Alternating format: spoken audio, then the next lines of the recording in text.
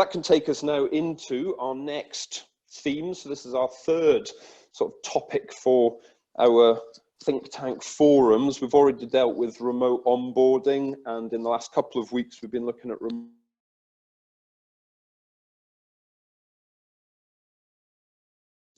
Doverick Jenkins, and in fact the different awarding bodies, AAT, CIMA, all contributed to that discussion in the last couple of weeks, and we've actually now created a nice archive of all of that content. So there's an archive of the remote onboarding, an archive of the remote management of junior staff, well worth going there. There's loads and loads of contact and links and blogs and the like. But we're now moving into our next theme around returning to the workplace, a hopefully very relevant and timely theme for an awful lot of us.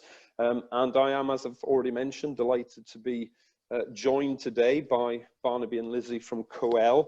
And actually my relationship with COEL actually goes back an awful lot of years, when I was first setting up one of our very first Intuition offices 11 years ago, I think now. It's actually COEL who did our office refit at that point, and we've had a relationship with them ever since. You know, I've always found them to be a very sort of forward-thinking organisation when looking at office space and office planning, which is why I thought I'd turn to Lizzie and Barnaby to actually give us a bit of an overview of, from effectively the sector, you know, what the kind of current thinking is around office environments, around workplaces. You know, should we be going back to the workplace? How should they look? So without further ado, I will hand over. Thank you very much, Barnaby and Lizzie. I'll turn over to you. Thank you. I'll just try and share my screen, so bear with me.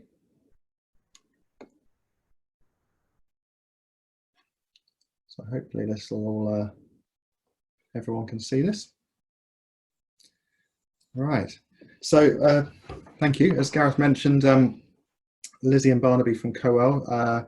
So we are a design and build company focusing on office and labs, a turnkey provider. We've got a number of different divisions, such as decorating, maintenance, plumbing, air conditioning, you name it, we do it. So that's enough about us. I'll move on. I know we're reasonably short on time. What we're going to discuss today really is a few things. One is all about the modern office, but what I wanted to look at was where the modern office got to pre-COVID, so up to March the 23rd, which way were the office space heading? And then we'll move on and just talk about what we can do during the pandemic, what we can do to get back in the office and do that safely, and the tools around that. And then just a little look at how offices may develop, which way they're going to head when we come out of this, now that we've learnt the lessons we have during. And then Lizzie is then going to help and talk about the benefits, I think, of moving forward now that we're all experiencing a lot of home working.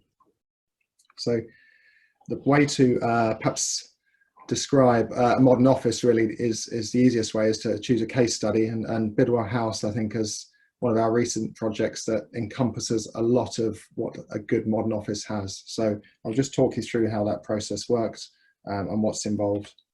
So Bidwell was engaged with us 2016, really to look at their current space. They knew something needed to be done.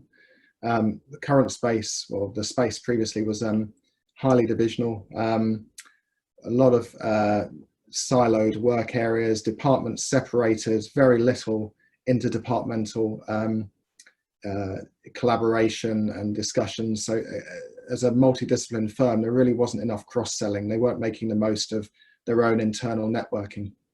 So from that, they started looking at why they wanted to undertake this. What was the objective of the project? And really it was based around staff, making staff's working day better, their well-being, their experience, and keeping the staff, as well as attracting the best new staff. This involved social space, collaboration, and also improving the client journey as well. So the Bidwell's architectural team and our design team worked together on the workplace analysis, and this was really to determine what was the building going to need to do for them when they did refurb it.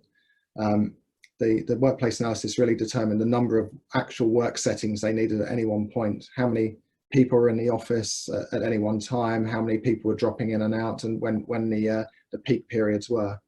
So as they knew that they needed 100 at any one time, on average, they may need up to 150 traditional work settings. And then that led on to a time utilization study. So it's perhaps a bit small for you all to see, but the plan here really just shows how this works.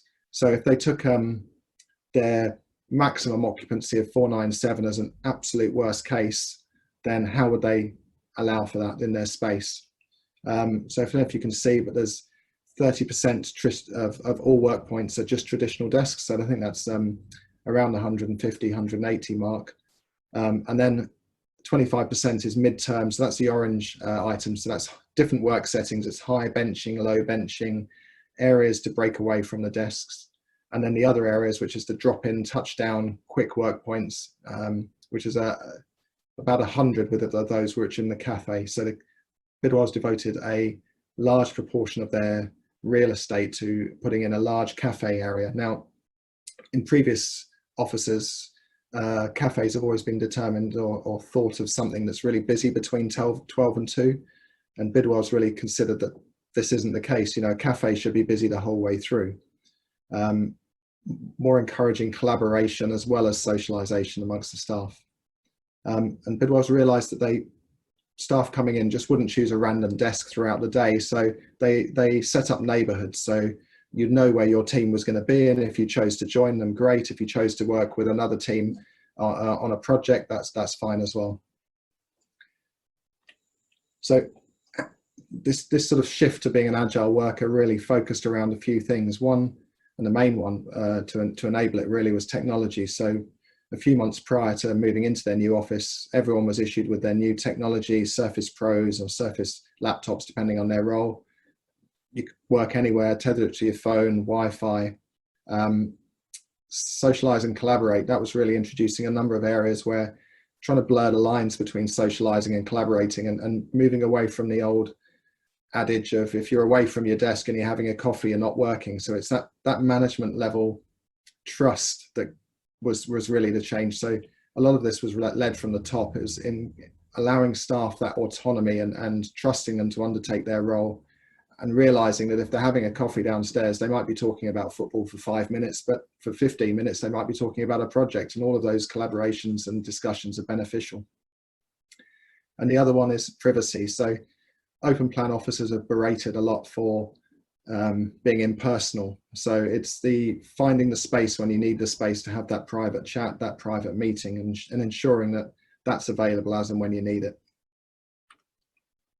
Look and feel, not moving away from the sort of practical side of the office space, the modern office. Look and feel, it's really moving away from a very austere corporate look. It's trying to bring in influences from hospitality, hotel design, and also residential design. So making it a lot warmer, making people feel comfortable in a space.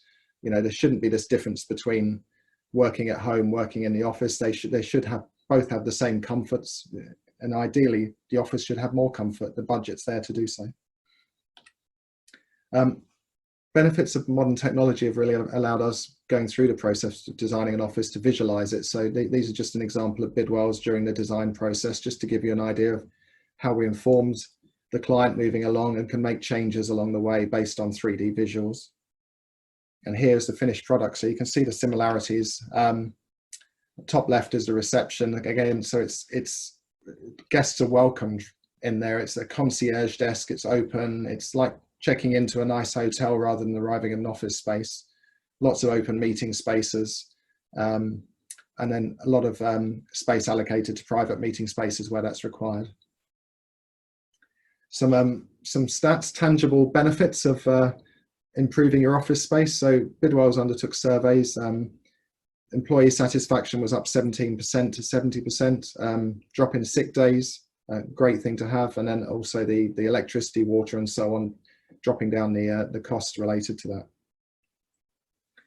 So in summary, I suppose, looking at a modern office, I think it's all about the autonomy given to employees. It's the trust, it's the managerial styles that allow people to undertake their work and do it in a sort of a more flexible way. And I think that was leading towards more home working. Bidwell's were allowing people to homework to a proportion, to a percentage. I think that's obviously going to be a different point later on. Away from desk points, so allowing people to move away from their desk, whether that be for 20 minutes or whether that be for the rest of the day, to different work points. the social and collaboration crossover is very important, and then that increases the internal networking. So stage 2 is looking at what we can do now. So the government's obviously encouraging us to get back into the workspace, get the economy going, get the local coffee shops booming. So how can we do that, and how can we do it safely? There's a few ways to do it: space planning, graphics, products. Mechanical updates worth noting. If your building's sat dormant for a while, you may need some work doing on the water supply and everything, just to make sure it's safe before people go back in. Initially, this is really just looking at your office space as it is now and how you can make best use of it. So space planning, working out how many people you can get into a space without making any changes or drastic changes. Looking at one-way circulation routes, looking at specific entry doors, specific exit doors. If you're in a large building, maybe looking at reducing numbers of people in lifts. And also just repurposing work points as well. If something used to be a bit of a meeting space, but you need it to get people in, to get the numbers of staff in, then repurposing areas too. Graphics, I think we're all getting used to seeing graphics now. Retailers really led the way as usual. So we're used to standing behind a line and queuing to get into Tesco's, or being reminded to sanitize our hands. So I think reminding people as they come into the office from the get-go is the most important thing. People know what they need to do, but we're all humans, we forget. So enough graphics to remind people to do what they need to do without being authoritarian, perhaps. Just a bit of an idea of the visual really for drop coming in. Straight from reception, we want to remind people to wait, protect your receptionists, get people to stand back and wait, and it really sets the tone for going through the rest of the office. Busy areas, breakouts, meeting rooms, we're looking at perhaps one-way routes, highlighting 2-meter points to wait for sanitizing stations. It might be that you remove furniture. We've shown lots of furniture in here, but actually you may take away half of that and put it in storage for the time being, just so that people know they can comfortably sit without anyone infringing on or coming into their space. Meeting rooms are going to be particularly hit in terms of occupancy. They're obviously the most dense space within an office. So looking here at a 10-person meeting space, it might become a 4-person meeting space. It's worth noting as well, when having meetings, it's really ideally in a well-ventilated room. So if it's not naturally, that it's not with a fresh air system, an HVAC system, then maybe opening a window and just making sure it's ventilated at that point. Maybe even highlighting where to sit with some markers and so on. Desks, if density, if space planning doesn't allow to get the numbers in, then maybe desk screens will help with that, putting perspex in front, and that allows the face-to-face seating. Reminders of only using your own equipment, and perhaps hand sanitizer distributed around well. Product-wise, we have a look through at some of the stuff on the market. We've just talked about screens, so these are really not my favorite. I don't think these, unless the densities are really required, these aren't great. It's putting people in perspex boxes aren't the best things for people's morale. But they are available, and they do clamp on, and they're something that will get more people back into an office.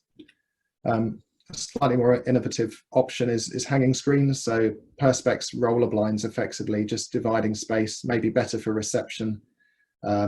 Also, if areas where people don't need to be in a space every day, they can be rolled out the way and give that feeling of space. Floor screens, just dividing up, just a simple way of dividing and giving people that bit of comfort. Chairs, focus booths, anything with a high side, give people their space. Focus booths are great because people can then get their considered work done in a focus booth and feel comfortable about that. Fabric's going to play a big part. Perhaps everyone won't have these straight away, but I think they'll become important. It's bleachable, disinfected fabrics, so that places can be wiped down, once or twice a day, or even in the, especially in the evenings. Make sure that areas are shareable and usable. We're all getting used to hand sanitizers everywhere we go now, but they're not going to go away soon. So how do we make them part of the furniture?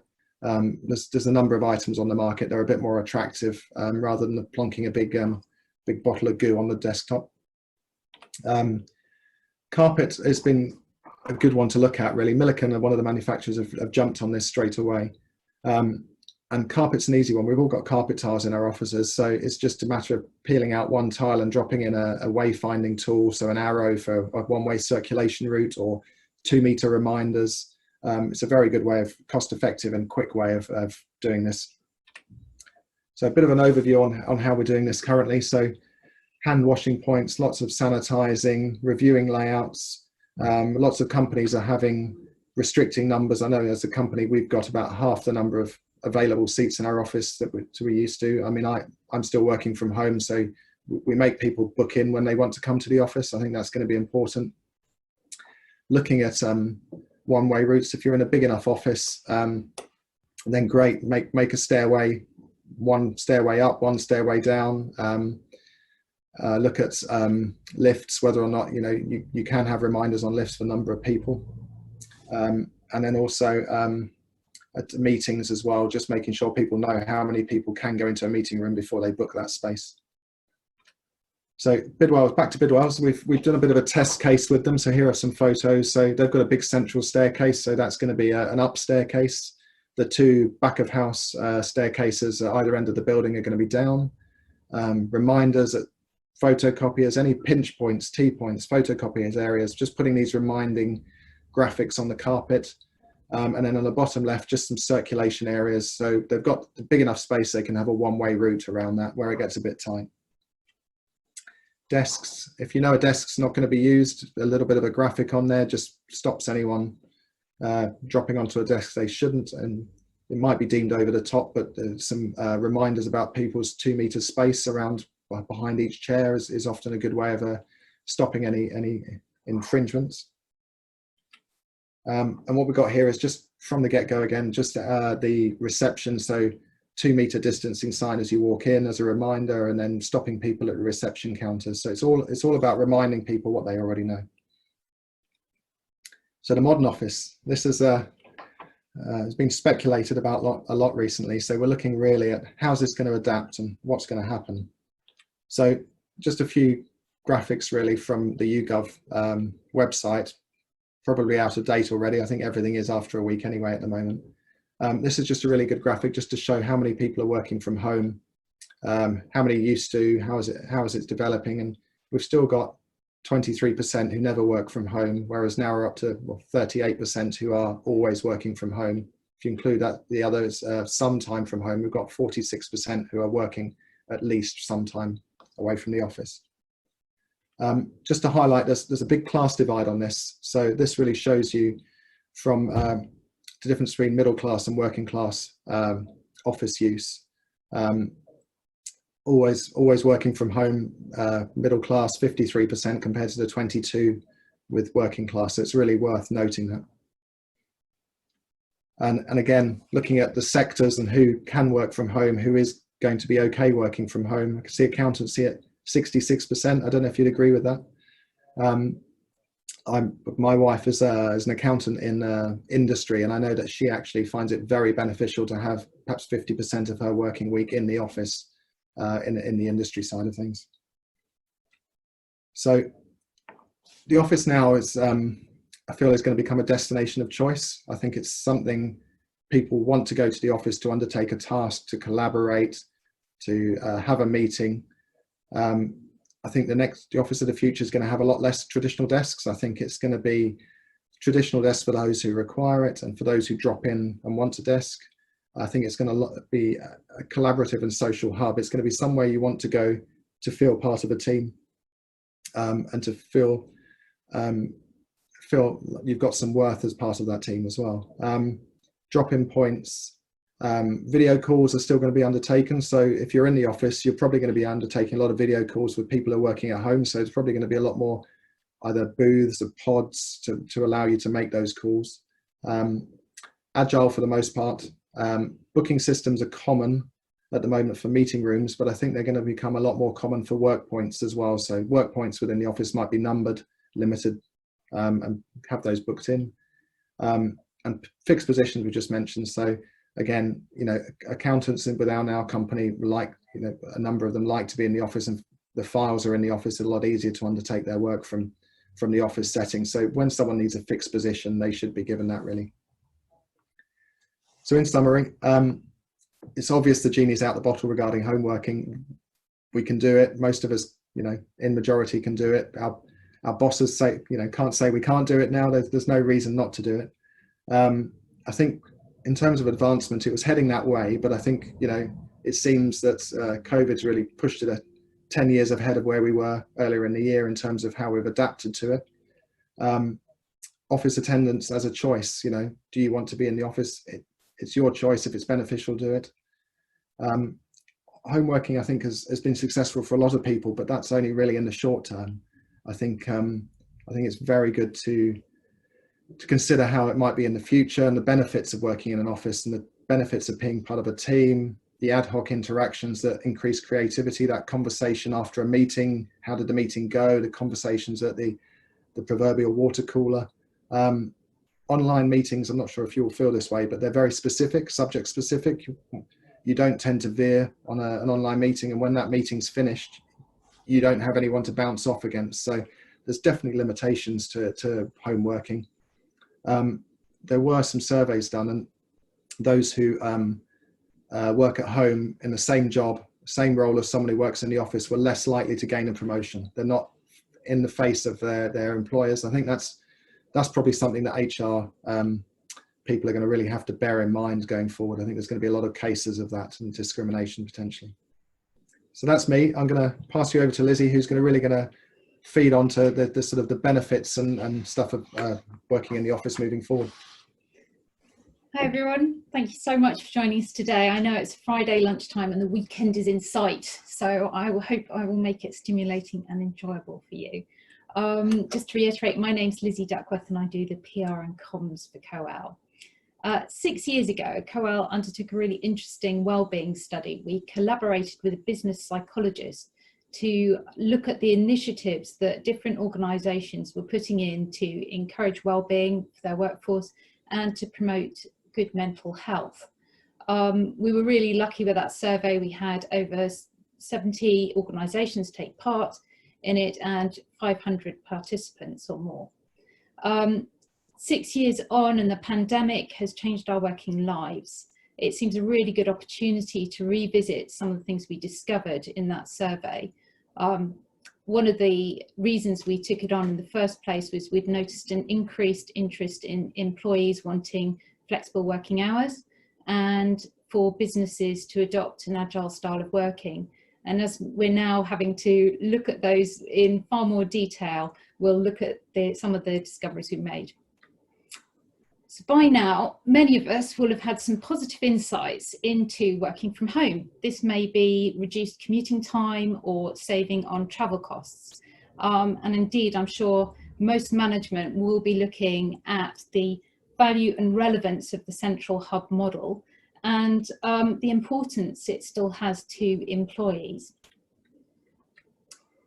Before we look at the individual factors, I just wanted to explore this statistic, which for me is really interesting because it came from a study the UN did 3 years ago in 2017, looking at people who have long-term either been based at home for their work or in a specific workplace.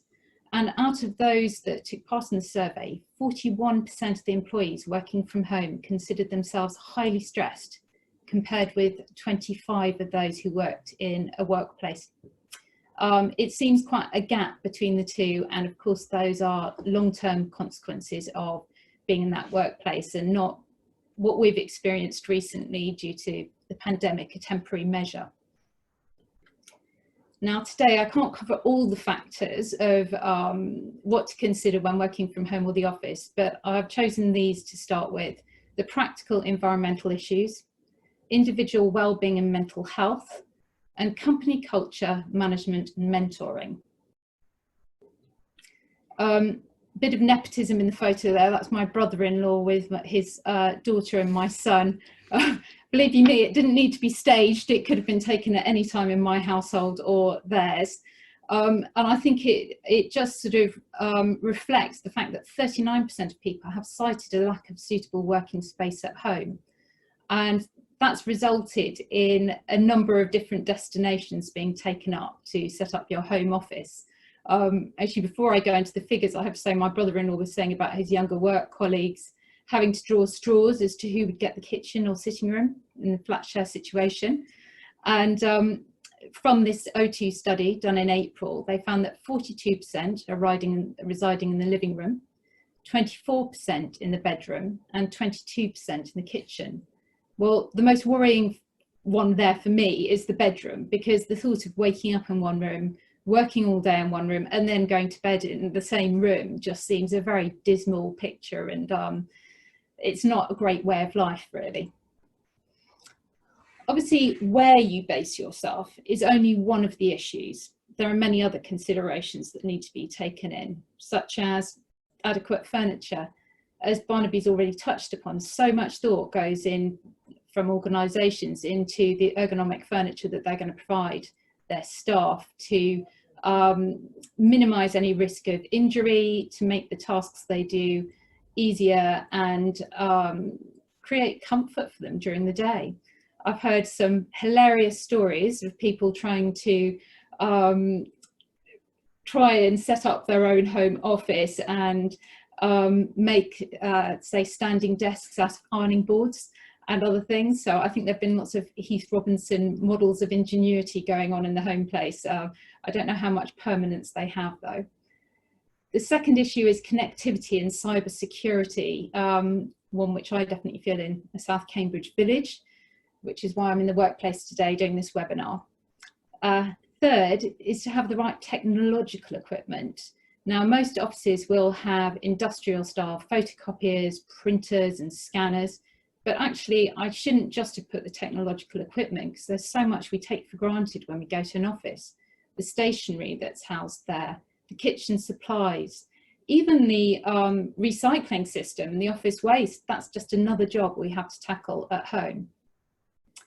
Lighting is very important, obviously, and most offices now really prioritise that when designing their layout, whether it's access to natural light through windows, or task lighting, or LED panels that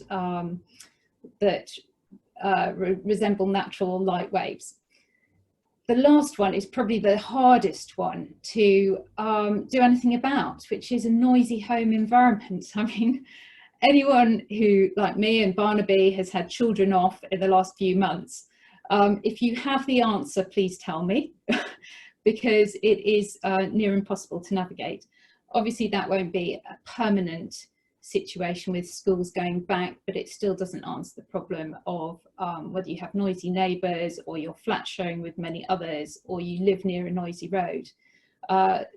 Most organisations take it fully on board when they're doing the design and layout to create quiet spaces to, I'm going to call them sound clouds, which absorb sound, and put those in place. Or if they're in an open plan office, more and more businesses are putting acoustic pods in, which are flat pack segregated areas which are fully soundproof. Obviously, it's been a temporary measure with the pandemic that most of us have been working from home, but with more and more organisations talking about this being a permanent option, then there will be consequences, and organisations will have to run risk assessments with employees' domestic workspace, as the employers have a legal obligation to provide a safe place to work. This is obviously going to be a time and money cost. Now, I did have a really groovy video, which I don't know if we can put on. Not always the best video. It may be lost. To be honest with you, it was a bit of a joke one, because it was one on Wellbeing with a woman on half a ball throwing herself from side to side, which is the last thing I think of as Wellbeing. But there you go, something for everyone. I'm going to start the Wellbeing debate by talking about the always-on culture. We've got a nice quote there from Dr. Christine Grant, who's an occupational psychologist, talking about if you don't give your body time to recover, then you're going to get tired and stressed, and then we make more mistakes, and our physical and mental health can suffer. I think the always on culture is something all of us can relate to, as we pretty much all have a phone in our pocket or a laptop nearby us. So that linkage with work is on a continual roll. And if we're working from home now, it's going to be a task to make sure that we mark off our working hours, that we don't go to excessive emails in out of office time, or have crunch periods and conflicting work priorities. There was a study done on 57,000 people by German scientists, and they found that people who were taking work calls out of office hours from management and reading emails excessively out of hours as well were at far higher risk of having anxiety and heart disease and other of those conditions. So it definitely is both mentally and physically challenging. Of course, the always-on culture is just one aspect of well-being. Many may have feelings of disconnect and loneliness working from home. Not everyone has the perfect home environment to work from. Many miss the collaboration that they get from going into the workplace or just having somewhere to go. That connection with people in the real sense and not a virtual one is highly valued, and how can you replicate it at home? It's impossible. This can of course lead to feelings of loneliness and anxiety, and in no small part down to a lack of identity, because for many their job role is such a big part of their identity. There is a darker side as well, which I should mention, which is that it puts a lot of pressure on relationships you have with people at home. In fact, the UN said that the rise in domestic violence due to the lockdown taking place and people being forced to have time together is a shadow pandemic running alongside COVID-19. I didn't mean to bring it down too much, but it is something to be considered. To put a brighter light on it, I just wanted to talk about some of the businesses that have been really good about encouraging wellbeing in the workplace and making it a very attractive place to go to, and somewhere which endorses those feelings of well-being and happiness. Our friends Taylor Vintus down the road, who have the privilege of being near Milton Country Park, encourage walking with colleagues, getting some time out of the office and some fresh air and some space. Surround yourself with nature. Bidwell's, when they did their refurbishment, put plenty of cycle racks in to encourage the staff to cycle in, which obviously comes into play with mention of avoiding public transport and walking or cycling to work. In this office, like many other offices, we provide snacks. We did review it with COVID and decided to get fruit with peel and snacks with packaging. Most businesses will create a relaxation area as well for their staff to have some downtime during the day and recharge, maybe have a bit of social time with a colleague as well. The aesthetics of a business are really important as well. The tailored furniture, artwork, plants, lighting, they all contribute to creating a happy, productive work environment. So you've probably gathered, I'm a big fan of wellbeing, and it's highly important and it shouldn't be underestimated. In fact, the Sunday Times best companies put it as one of the 8 factors of workplace engagement.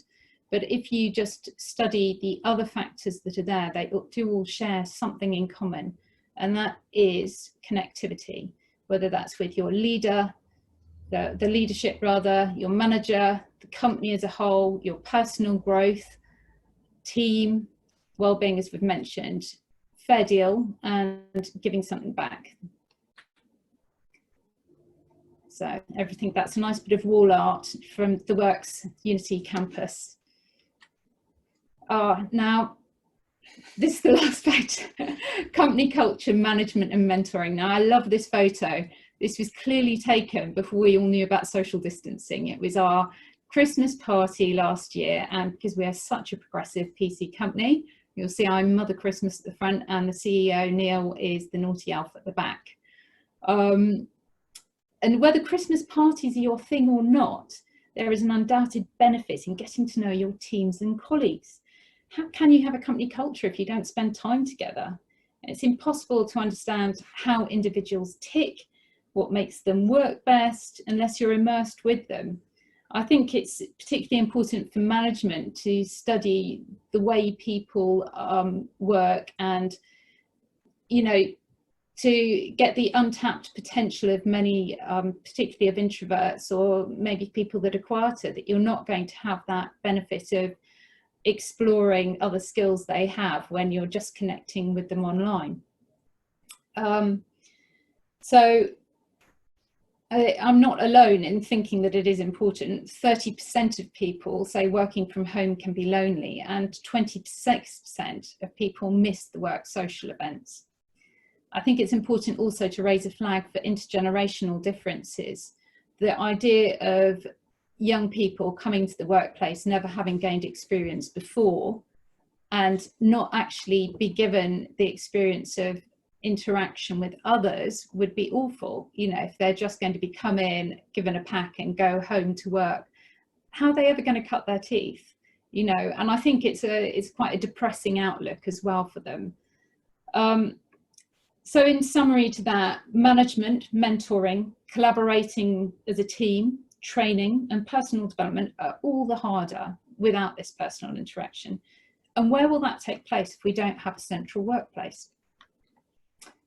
There are questions that need to be asked before we, as we move forward, and some of these would be what needs to be done in the workplace, what aspects of work benefit from being in the workplace, what work tasks are better operated virtually, and how can the number of employees returning to the workplace be minimised. Also, I think employees do need to look at installing physical and mental wellbeing initiatives in order to negate any fears and anxiety about returning to the workplace, which Barnaby touched upon earlier, and create that environment we've been talking about where employees can flourish and thrive.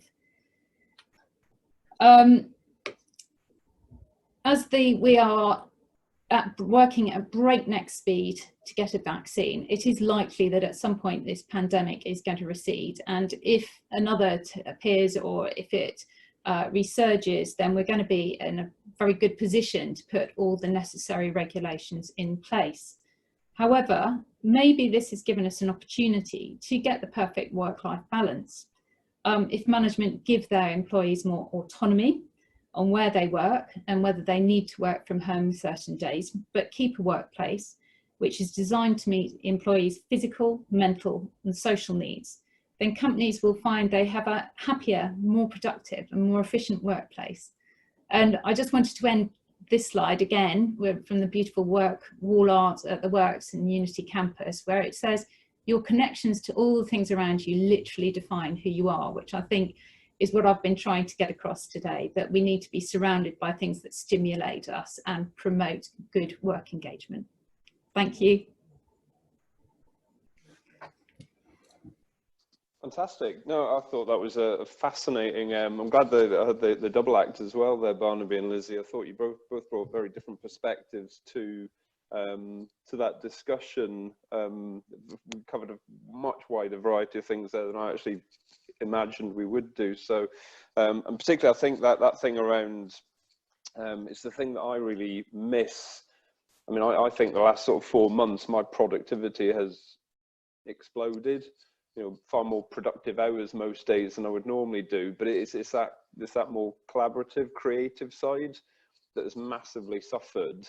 And what I'm missing, you know, being with my colleagues very much around that aspect. And what you were talking about, I think Barnaby, you were talking about in terms of, you know, booking systems for who's going into the offices, and I guess trying to make sure there's a rotation. I mean, I've already heard, you know, some of the employers I work with who'll be prioritizing some of the more junior staff to actually be in the office, partially because I think their home setups are likely to be, you know, less appropriate to successful working, but also they're the ones who'll probably gain most from those networking opportunities with their immediate managers. So maybe if the juniors were their immediate mentors and some of the senior leaders could be in the workplace. That story about drawing straws, you know, for which housemate gets which space, I hadn't even thought of that. I mean, that's kind of quite shocking to hear things like that. And you know, I mean, I consider myself fortunate that most of my offices are quite low rise, and so actually getting people into buildings when you've got lift capacity issues and stairwell capacity issues isn't too difficult. But I mean, presumably if people are in high rise offices, that in itself becomes a massive challenge. Yeah, from what I understand, there's the high rise offices in London are still extremely sparsely populated at the moment, so I don't think it's currently an issue. But I think it will become an issue as soon as they start pushing for people to go back in. Yeah, well, I was talking to somebody who's based on the 16th floor of an office, and they're not back in, but they were saying that, you know, based on the number of people they'd like in, it would take something like 7 hours just to get everyone into their office, which obviously is just not practical at all. I did hear a good phrase which I thought I'd add, is that you don't work from home, you live where you work. I think is quite an interesting way to look at it. Yeah, and actually I think, you know, what both of you are talking around, you know, I'm increasingly of the opinion that, you know, if I've got actual work to do, I'll stay at home so I can get on with it. And actually I'll go into work almost for everything other than work.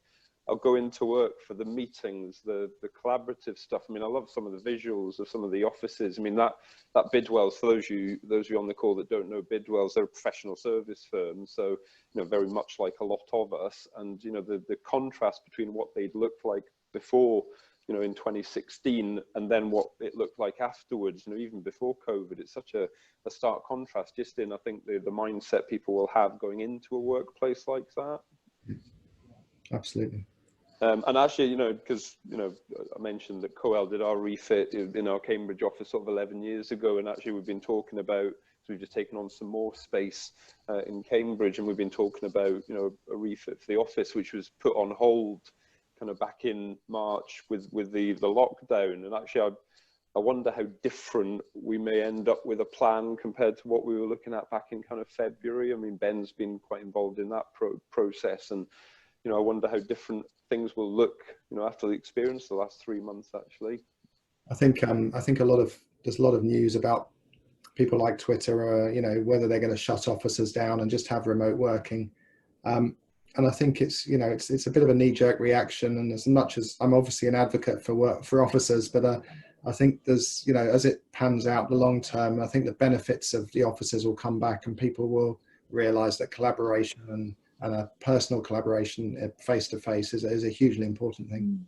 And that cultural thing as well, it's actually a topic we're going to be dealing with in a couple of weeks around maintaining team ethos when people are working remotely, which, as Lizzie mentioned, I think that's a real challenge, and perhaps one reason to make sure that you are having a rotation of people actually being physically together. We're currently doing that with our design team. They've been all been working remotely since the lockdown, but we've just realised they need to be together at points to have that flair of that spark of creativity. So they're all going to come in 1 day a week, work together so that they can keep that creativity going. Yeah, I think that's probably going to be something that'll be fairly commonplace the more I think about it. Super. Well, thank you very much, Lizzie. Thank you, Barnaby. That was absolutely fascinating. Thanks for your time to contribute to that.